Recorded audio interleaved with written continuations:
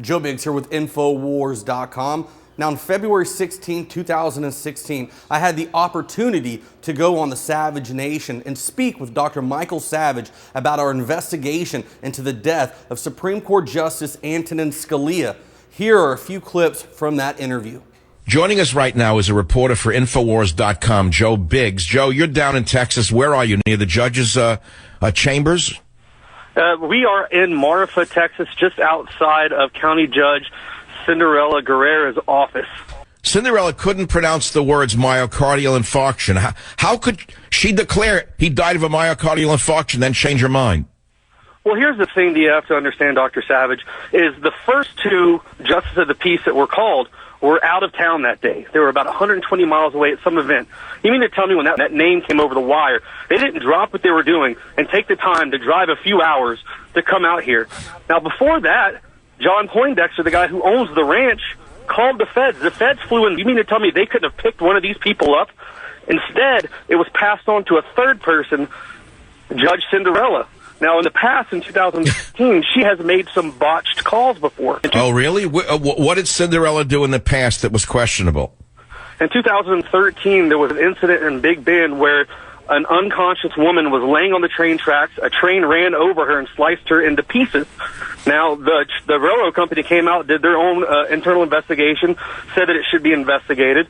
The family came out and said they wanted an investigation. They called Cinderella, and she goes, "Oh, nope, suicide," and ended it right there. Did not go in, did not do an investigation. So Cinderella is who is she? She's a low grade local judge? Pretty much, she's a county judge here in Marfa. Marfa, Texas, wow. I know. I mean, there's a lot of things surrounding this. I mean, like you said before, and I've heard other people say, that this was a Republican president, a ranch owned by a Republican donor, and it was a liberal judge who died out there. The entire left would be screaming and crying, asking for an investigation. As soon as his name came down over the wire, they should have been locked down. They should have called for an investigation. They should have done an autopsy, toxicology, and all of that. Instead, they take the body and drive it to El Paso. Now, we have an investigator in El Paso right now who just spoke to the mortician who did the embalming.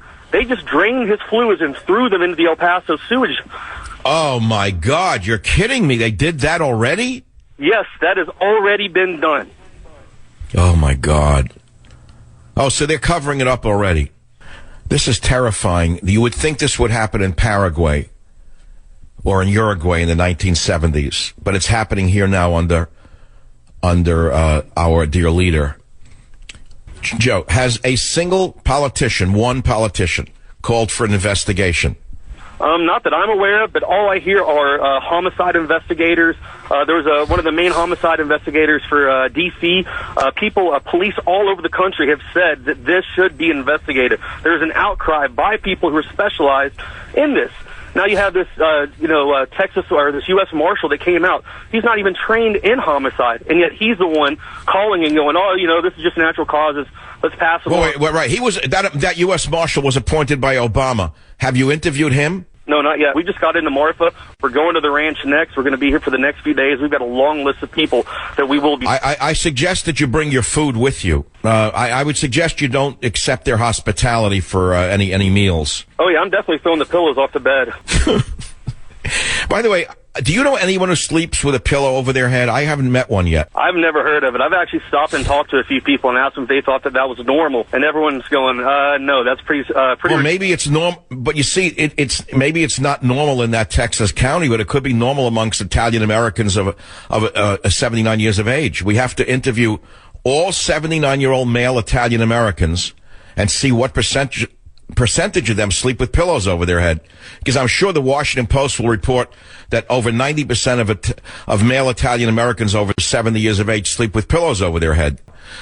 Well, you got your work cut out for you. You're gonna speak to Cinderella, you think, today, or is she gonna come down and speak to you, or she's very busy speaking to the media, of whom there's no one present. There's no one from the media, but she's speaking to them somewhere. But then she's Cinderella, Joe, you see. Cinderella could be having conversations that are imaginary. Yeah, she traded something for a glass shoe, and it definitely was. She traded her glass slipper for a glass chin.